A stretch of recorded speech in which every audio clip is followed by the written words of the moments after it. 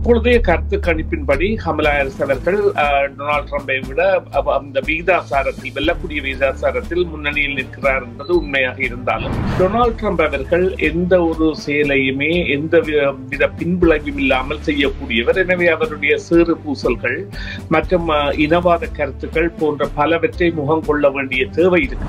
Kamala Harris அவர்கள் அனைத்து ஜனாதிபதி வேட்பாளர்களும் விட முன்னணியில் வகிக்கின்றனர். அதாவது முந்தைய தேர்தல்களை ஒப்பிட்டு பார்த்தால் கூட இப்பொழுது இவர் சேர்த்த அளவு நிதி என்பதை யாருமே சேர்க்கவில்லை. $500 மில்லியன் தாண்டிவிட்டது. ஒரு இயற்கையான கேள்வி, இவ்வாறான ஒருவருக்கு இடம் கொடுப்பதற்காக அமெரிக்கா தயாராக இருக்கின்ற நிலையை பரீட்சிப்பதற்கான களமாக இருக்கலாம் என்றால், உங்களுக்கு தெரிந்தவரோ நீங்களோ விபத்தில் காயமடைந்தால், ஸ்லிப் அண்ட் ஃபால் அல்லது லாங் டேர்ம் டிசபிலிட்டிக்கு செல்ல வேண்டியதாக இருந்தால் 25 வருடங்களுக்கு மேற்பட்ட அனுபவம் வாய்ந்த பிராங்க்லின் லா ஃபர்ம் ரவி நடராஜாவை அழையுங்கள். பாதிப்பான சூழ்நிலையில் தகுந்த ஆலோசனைகளை வழங்கி கூடிய கொடுப்பனவுகளை பெற்றுக் கொடுக்கும் நம்பகமான சட்ட சேவைகளுக்கும் இலவச ஆலோசனைகளுக்கும் ரவி நடராஜா 416-245-6555 416-245-6555 ரவி நடராஜா. சிஎம்ஆர் தமிழ் எஃப்எம் கேட்டுக்கொண்டிருக்கிறீர்கள். நேரம் 10:30 இருக்கிறது. வழக்கம் போலவே நாங்கள் நிகழ்த்துகிற சமூக அரசியல் உரையாடலை நிகழ்த்துவதற்கான நேரமாக இது இருக்கிறது. அண்மை காலங்களை பொறுத்த வரைக்கும் அதிகமாக பேசப்படுகிற ஒரு சமூக அதிர்வு இல்லாவிட்டால் ஒரு அரசியல் அதிர்வு அப்படி என்றால் அது அமெரிக்காவினுடைய ஜனாதிபதி தேர்தலாகத்தான் இருக்க முடியும். ஆக அண்மை நாட்கள் அது குறித்து நாங்கள் கேள்விப்படுகிற விடயங்களை பொறுத்த வரைக்கும் கமலா ஹாரிஸ் இந்த கருத்து கணிப்புகள்ல முதல் நிலையில இருக்கிறார். அதுவும் அவர் ஒரு நிதி சேகரிப்பில் ஈடுபட்டிருந்தார். அந்த நிதி சேகரிப்பிலும் கணிசமான அளவு முன்னேற்றம் தெரிகிறது என்பதாக பலவிதமான செய்திகளை கேள்விப்பட்டுக் கொண்டிருக்கிறோம். ஆக இதனுடைய அடுத்த கட்டம் எப்படி இருக்க போகிறது, இப்படியான செய்திகள் எந்த அளவு தூரம் வருகிற ஜனாதிபதி தேர்தலில் செல்வாக்கு செலுத்த போகிறது, இதையெல்லாம் நாங்கள் இன்னும் கொஞ்சம் ஆழமாக உரையாட போகிறோம். அதற்காக நாங்கள் சுரேஷ் தர்மாவை இணைத்துக் கொள்ளலாம். வணக்கம் சுரேஷ் தர்மா. வணக்கம் பிரியா. வணக்கம் நேர்களே. மற்றொரு உரையாடலில் உங்களை இணைத்துக் கொள்வதில் மிக்க மகிழ்ச்சி. நலமாக இருக்கிறீர்களா? நலம் நலம், நாடுவதும் அதே. அண்மை நாட்கள் நான் ஏற்கனவே சொன்னது போலவே அண்மை நாட்களை பொறுத்த வரைக்கும் கமலா ஹாரிசனுடைய வெற்றியை உறுதிப்படுத்துமா போல நிறைய கருத்து கணிப்புகளினுடைய தகவல்கள் வெளியாகி கொண்டிருக்கிறது. அவைகள் எல்லாம் கமலா ஹாரிஸ் ஏதோ ஒரு விதத்திலே முன்னணி வகிப்பதாகவும் அவர் வெற்றி பெறுவதற்கான வாய்ப்புகள் கணிசமான அளவு இருப்பதாகவும் காண்பித்துக் கொண்டே இருக்கிறது. இதை எப்படி நாங்கள் எடுத்துக்கொள்ள முடியும்?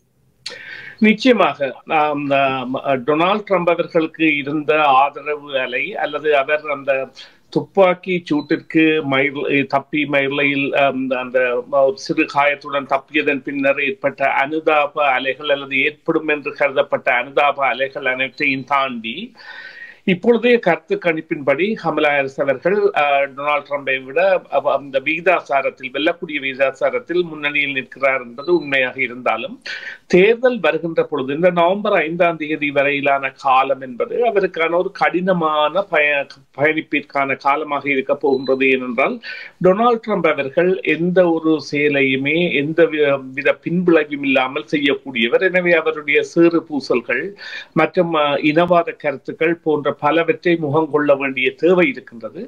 அந்த கருத்துக்களின் பால் ஈர்க்கப்படுகின்ற மக்களை கவர வேண்டிய தன்மை கூட இருக்கின்றது. அதோடு நீங்கள் குறிப்பிட்டது போல இந்த நிதி சேகரிப்புகளில், அதாவது ஜனாதிபதி தேர்தல்களில் இதுவரை சேர்ந்த நிதியின் பிரகாரம் கமலா ஹாரிஸ் அவர்கள் அனைத்து ஜனாதிபதி வேட்பாளர்களும் விட முன்னணியில் வகிக்கின்றனர். அதாவது முந்தைய தேர்தல்களை ஒப்பிட்டு பார்த்தால் கூட இப்பொழுது இவர் சேர்த்த அளவு நிதி என்பதை யாருமே சேர்க்கவில்லை. $500 மில்லியன் தாண்டிவிட்டது. அதிலும் குறிப்பாக 280 மில்லியனுக்கு மேற்பட்ட பணம் என்பது தனி அந்த சிறு கொடுப்பாளர்களிடமிருந்து சென்றிருக்கின்றது. அதை எவ்வாறு கூறலாம் என்றால், $1 $200 வரையான தொகையை அன்பளிப்பாக வழங்குவார்கள் என்பது அதற்கு 671,000 பேர் அவ்வாறு வழங்கி இருக்கின்றார்கள். அது ஒரு பெரிய அதாவது வித்தியாசமாக பார்க்கப்படுகின்றது. அதிலும் பல நிதி வழங்குனர்கள் வெள்ளையர்களாக இருக்கிறது இன்னும் பெருமைக்குரிய விடயமாக பார்க்கப்படுகின்றது. அதில் குறிப்பாக அந்த பெரும் கொடியாளர்களில் 84% வெள்ளையர்களாக இருக்கின்றார்கள். இந்த நிலையில் அவர் ஆமாம் நிதி சேகரிப்பில் டொனால்ட் ட்ரம்பை விட அதிக அளவு முன்னேறி சென்று 500 மில்லியனை தாண்டிவிட்டார். டொனால்ட் ட்ரம்ப் அவர்கள் சுமார் 270 அல்லது 280 மில்லியன் டாலர்கள் அளவில் தான் நிற்கின்றார். அதோடு நான் குறிப்பிட்டது போல இதுவரையில் நடந்த தேர்தல்களில் அந்த எந்த ஒரு ஜனாதிபதி வேட்பாளரும் சேர்க்காத அளவு பணத்தை சேர்த்திருக்கின்றார். இதற்கான காரணங்களில் இவர் அந்த வேட்பாளராக பிரகடனப்படுத்தப்பட்ட வாரங்கள் எல்லாம் சுமார் 80 மில்லியன் டாலர்கள் இவர் பக்கம் வந்தது. இதற்கான காரணங்கள் சமூக வலைத்தளங்கள் மற்றும் டிஜிட்டல் டெக்னாலஜி என்கின்ற இந்த மக்களை இலகுவாக சென்றடையக்கூடிய வழிகள் கூட இதற்கான காரணமாக இருக்கின்றன. இருந்த பொழுதிலும் இது ஒரு வித்தியாசமான விடயம். ஆனால் அதாவது நேரிய அந்த நிமிந்த ஒரு பயணத்தை மேற்கொள்ள வேண்டிய தேவை இருக்கின்றது என்றால் இவரது எதிராளி என்பவர் எந்த நேரம் என்ன செய்வார் என்பதை யாருமே கணிக்க முடியாத ஒரு மனிதர். அதைத்தான் கூற முடியும். நிச்சயமாக நீங்கள் சொன்னது போல ஆக இந்த இடத்துக்கு வருகிற நேரம் அவருடைய எதிராளி என்பவர் ஒரு அசாத்திய பலம் கொண்டவர். அசாத்திய பலம் என்பது அது ஆரோக்கியமான பலம் மாத்திரமல்ல, தான் வெல்லுவதற்காக எந்த எல்லைக்கும் போகக்கூடிய ஒருவர் டொனால்ட் ட்ரம்ப். அதற்காக இந்த வெக்க துக்கமும் படாத ஒருவர். ஆக ஜோ பைடன் பின்வாங்கி கொண்டதினாலே கமலா ஹாரிஸுக்கு இந்த வாய்ப்பு கிடைத்தது. ஆனால் உண்மையிலுமே இந்த வாய்ப்பை சரிவர கையாளுவதற்கான ஆளுமை அது மனப்பலமாகவும் இருக்கலாம், இல்லாவிட்டால் ஒரு ஆன்ம பலமாக இருக்கலாம், இல்லாவிட்டால் அரசியல் பலமாக இருக்கலாம். இது இரண்டுமே கமலா ஹாரிஸிடம் இருக்கிறதா? நீங்கள் சொன்னது போலவே ட்ரம்பினாலே ஏற்படுத்தப்பட போகிற எல்லா அலைகளுக்கும் தாக்குப்பிடிக்கக்கூடிய வலு கமலா ஹாரிஸிடம் இருக்கிறதா? அதனை அவரது குழுவும் அவரும் தற்பொழுது ஏற்படுத்தி கொண்டு வருகின்றார்கள், முகம் கொடுக்க தயாராகின்றார்கள். அவ்வாறான அவர் அண்மையிலே CNN ஒரு பேட்டியை வழங்கியிருந்தார், தன்னுடைய துணை இணை ஜனாதிபதியாக போட்டியிடுபவருடன் இணைந்து. அதில் அவருடைய பார்வைகளில் வித்தியாசம் தெரிகின்றது, வார்த்தைகளில் வித்தியாசம் தெரிகின்றது. வளர்த்தெடுக்கப்படுவார். நிச்சயமாக அவருக்குரிய குழு ஒன்று அதனை செய்து அவரை தயார்படுத்தலில் ஈடுபடுத்தி இவ்வாறான ஒரு பொருது நிலைக்கு அவரை கொண்டு வர வேண்டும் என்கின்ற சிந்தனைகளில் அவர்கள் செயற்படுவார்கள். ஆனால் இங்கே நாங்கள் குறிப்பிட்டு பார்க்க வேண்டிய விடயம் என்னவென்று சொன்னால், நீங்கள் குறிப்பிட்ட ஒரு கருத்து, அதாவது இவர் ஒரு ஜனாதிபதி வேட்பாளராக விருப்பின்படி கூட வரவில்லை. மாறாக துணை ஜனாதிபதி வேட்பாளராக ஜோ பைடன் அவர்களுடன் இணைந்த பொழுது அவருடைய விலகலின் காரணமாக அதிர்ஷ்டவசமாக உள்நுழைகின்றார். இது இவருக்கு ஒரு அதிர்ஷ்டம் கொடுத்த காலம் கொடுத்த ஒரு அதிர்ஷ்டம் அல்லது பிரபஞ்சம் கொடுத்த அதிர்ஷ்டமாக இவருக்கு அது கிடைத்திருக்கின்றது. ஆனால் அதற்குரிய அவருக்கு கிடைத்ததன் பிறகான காலத்தில் அந்த மக்கள் அதை எவ்வாறு பார்க்கின்றார்கள் என்றால், தங்களில் ஒருவராக அதனை எடுத்து பார்க்கின்ற சிறுபான்மையினத்தவர்கள் பலரும் அவருடைய தேர்தல் வெற்றிக்காக அர்ப்பணிக்கின்றார்கள் அல்லது தாங்கள் பாடுபடுகின்றார்கள். அத்தோடு பெண் இனத்திற்கான வெற்றியாக கூட பார்ப்பவர்கள் பலர் இருக்கின்றார்கள். ஏனென்றால் டொனால்ட் ட்ரம்ப் அவர்கள் முன்னைய தேர்தலில் போட்டியிட்ட பொழுது கூட அவருக்கு எதிரான ஒரு பெண் அணியே திரண்டு எவ்வளவோ போராடி கூட அவர்களால் ஒன்றும் செய்ய முடியவில்லை. எனவே அதற்கொரு ஊடகமாக இவரை பாவிப்பதற்கான நடவடிக்கைகள் கூட பல பெண்கள் ஈடுபட்டிருக்கின்றார்கள். அத்தோடு டொனால்ட் ட்ரம்ப் அவரின் கட்சியில் இருந்து கூட அவருடைய நடைமுறைகள் பிடிக்காதவர்கள் அல்லது அவர் ஒரு ஆபத்தான மனிதர் என்கின்ற காரணத்தால் விலகி வந்து இவருடன் இவர்கள் போன்றவர்கள் இருக்கின்றார்கள். இருந்த பொழுதிலும் இங்கே உள்ள ஒரு பெரிய கேள்வி என்னவென்று சொன்னால், ஒரு சிறுபான்மை இன பெண்ணை ஏற்பதற்கு ஒட்டுமொத்த அமெரிக்காவும் தயாராக இருக்கின்றதா? இது இனவாதம் சார்ந்த ஒரு கருத்தல்ல அல்லது நிறவாதம் சார்ந்த ஒரு கருத்தல்ல. இது ஒரு கேள்வி, அதாவது ஒரு இயற்கையான கேள்வி. இவ்வாறான ஒருவருக்கு இடம் கொடுப்பதற்காக அமெரிக்கா தயாரா என்கின்ற நிலையை பரீட்சிப்பதற்கான களமாக இது இருக்கலாம். என்றால் சில மாநிலங்கள் என்பன அவர்கள் ஏற்றால் என்ன ஏற்காவிட்டால் என்ன, இந்த இனவாதம் நிறவாதத்தால் ஊறி போனவை. அவ்வாறான இடங்களில் எல்லாம் சில வேளைகளில் ட்ரம்ப் எவ்வாறு பிரச்சாரங்களை செய்கின்றாரோ அவையெல்லாம் எடுபடக்கூடிய சாத்தியக்கூறுகள் இருக்கின்றன. எனவே பொறுத்திருந்து பார்க்க வேண்டிய ஒரு காலகட்டத்தில் தான் இந்த விவகாரம் சென்று கொண்டிருக்கின்றது. ஆனால் நிலைமைகள் என்பன அவரை ஒரு தலைமையர் இனித்தான் அவர் அந்த ஒரு ஆளுமை உள்ள தலைவராக வருவார் என்கின்றதை அவருடைய நேரடி விவாதம் மற்றும் சேர்த்திரங்கள் மூலம் மக்கள் அடையாளம் காண்பார்கள். இப்பொழுது குறிப்பாக பார்த்தீர்களானால் ஜோ பைடன் அவர்களுடைய வீழ்ச்சிக்கான காரணமே அவருடைய முதலாவது நேரடி விவாதத்தின் பொழுதான முன் தயாரிப்பில்லாத ஒரு போக்கு, ஒரு அசமந்த போக்கு காரணமாக, அல்லது அதை அந்த வழிநடத்தல் இல்லாத ஒரு காரணமா, அல்லது அதனால் ஞாபக சக்தியில் வைத்துக் கொள்ள முடியவில்லையா தெரியவில்லை, அதனால் அதனை செய்ய முடியவில்லை, அதனால் தான் இது நடந்தது. மறுபக்கமாக ஜோ பைடனுக்கும் இவருக்கும் 3 வயது தான் வித்தியாசம். இவர் ஜோ பைடனை வயது முதிர்ந்தவர் என்று குறிப்பிடுகின்ற அளவிற்கு இருந்தாலும் ஒரு 3 வயது வித்தியாசம். ஆனால் கமலா ஹாரிஸ் என்பவர் அவ்வாறு இல்லை. அவருக்கு வயது இருக்கின்றது, காலம் இருக்கின்றது. எனவே பொறுத்திருந்து பார்ப்போம்.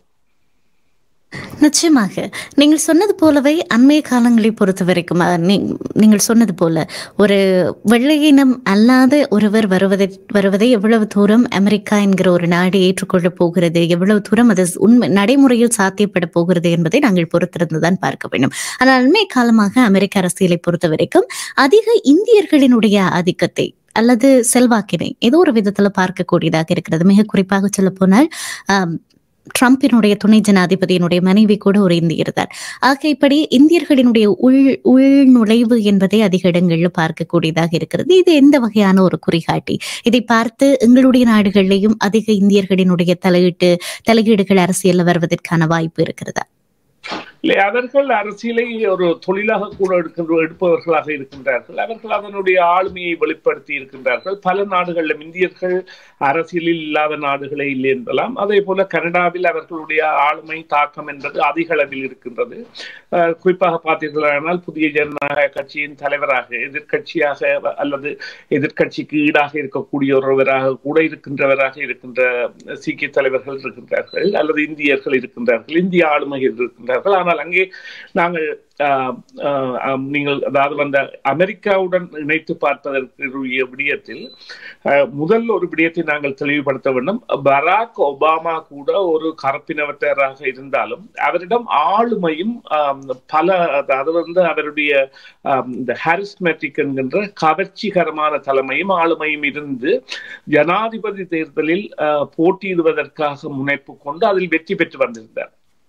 ஆனால் கமலா ஹாரிஸ் என்பவர் நாங்கள் ஏன் இவ்வாறு பார்க்கின்றோம் என்றால், இது அவருக்கு கிடைத்த ஒரு அதிர்ஷ்டவசமான சந்தர்ப்பம். அதனை அவர் இவ்வாறு கொண்டு வருவார்.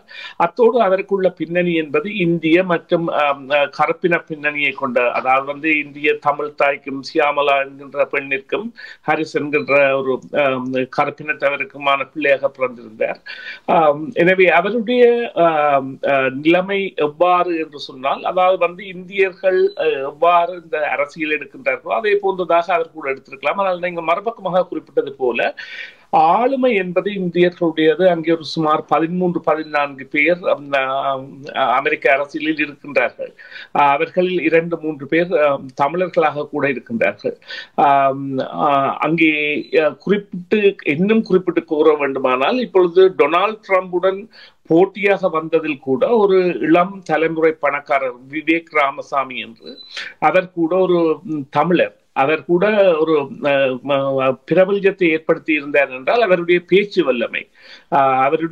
வல்லமை என்பது அமெரிக்கர்களால் அதிசயமாக பார்க்கப்பட்டது. இருந்தாலும் ட்ரம்புடன் அவர் எதிர்த்து போட்டியிடாத முடியாதவராக அந்த ட்ரம்போடு ஒத்து போய் அவருக்கு ஆதரவு வழங்கி இருக்கின்றார். அதே போல நீங்கள் குறிப்பிட்டது போல ட்ரம்போடு துணை ஜனாதிபதியாக போட்டியிடுகிற பிரான்ஸ் அவர்களின் மனைவியான உஷா, அவர் ஒரு தெலுங்கு தாய் தந்தையருக்கு பிறந்தவர்.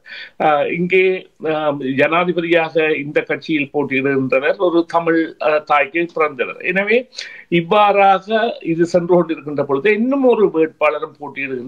அவர் சுயேட்சையாக போட்டியிடுகின்றார். அவருடைய பெயர் ஐயாத்துரை சிவா.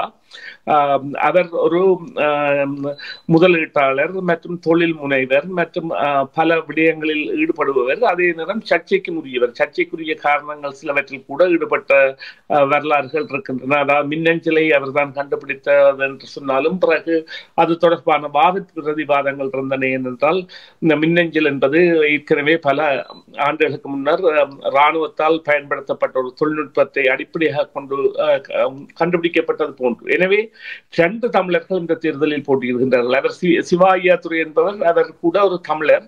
அவர் பம்பாயில் பிறந்திருந்தாலும் பிறகு சென்னைக்கு வந்து சென்னையிலே தான் இருந்து கல்வி கற்று அதன் பிறகு அமெரிக்காவுக்கு முன்னேறியவர். அமெரிக்காவிற்கு வந்து சேர்ந்தவர். இந்த நிலையில் பார்க்கின்ற பொழுது ஆமாம், இந்தியர்களுடைய பங்களிப்பு என்பதை அவர்கள் அரசியலை ஒரு தொழிலாக அல்லது தங்களுக்குரிய மூலதனமாக எடுப்பதில் சளைத்தவர்களாக இல்லாமல் செயற்படுகின்றார்கள். அதற்குரிய அவர்களுடைய ஆளுமைக்கு அப்பாற்பட்டு அவர்களை ஏற்கின்ற தன்மை கூட மக்களிடையே பரந்துபட்ட மாதிரி இருக்கின்றது. அதாவது வரவேற்புகள் என்பன மற்ற இனத்தவர்களை விட அல்லது மற்ற சிறுபான்மையினரை விட இவர்களுடன் அணுகுகின்ற தன்மை என்பதும் இலகுவாக இருப்பது அதற்கு ஒரு காரணமாக இருக்கலாம். இந்த வகையில் பார்த்தால் பல்கலாச்சார கிராமமாக மாறிவிட்ட உலகத்தில் அமெரிக்காவினுடைய தலைமை என்பது இவ்வாறு பலருக்கும் ஒரு புதினமாக அல்லது ஒரு புதுமையாக கூட இருக்கின்ற வகையில் பல மாற்றங்களை ஏற்படுத்தலாம். குறிப்பாக இவ்வாறு கூறலாம், கமலா ஹாரிஸ் அவர்கள் தெரிவு செய்யப்பட்டால் அது நிச்சயமாக ஒரு வரலாற்று மைல்கல். அதனை எதிர்பார்க்கின்றோம், அதனை விரும்புகின்றோம். ஆனால் எவ்வாறு அது செல்லும் என்பது இந்த நவம்பர் 5ஆம் தேதி வரை எதிர்த்தரப்பின் பிரச்சாரமும் மற்றும் அமெரிக்க மக்களது மனோநிலை எவ்வாறு பிரதிபலிக்கப் போகின்றது என்பதிலும் தான் தங்கியிருக்கின்றது. நிச்சயமாக மிக்க நன்றி சுரேஷ் தர்மா. இவ்வளவு நேரமும் மிக காத்திரமான ஒரு உரையாடலை எங்களுக்கு நிகழ்த்தியமைக்காக. இனியும் இது தொடர்பான அலைகள் வருகிற போது நீங்கள் சொன்னது போல நாங்கள் பொறுத்திருந்து பார்க்கலாம், நிறைய இது குறித்து பேசலாம். மிக்க நன்றி எங்களோடு இணைந்திருந்தமைக்காக. நன்றி. நன்றி பிரியா, நன்றி நேயர்களே. மீண்டும் ஒரு பொழுதில் சந்திப்போம். சிஎம்ஆர் யூடியூப் சேனலில் இணைந்திருக்கும் நேர்கள் அனைவருக்கும் எமது நன்றி. காமெண்ட்ஸ் பகுதியில் உங்கள் கருத்துக்களை தெரிவிக்க தவறாதீர்கள். முக்கிய செய்திகள், காணொளி தொகுப்புகள், நேர்காணல் என பலதரப்பட்ட அம்சங்களையும் உங்களுக்காக தருகின்றது சிஎம்ஆர் யூடியூப் சேனல். சிஎம்ஆர் என்று சர்ச் செய்து எமது யூடியூப் சேனலை சப்ஸ்கிரைப் பண்ணுங்கள். உங்கள் உற்றார் உறவினர் நண்பர்களோடும் இந்த காணொளி தொகுப்புகளை பகிர்ந்து கொள்ளுங்கள். அருகில் இருக்கின்ற முக்கிய காணொளி தொகுப்புகளையும் தவறவிடாமல் பாருங்கள்.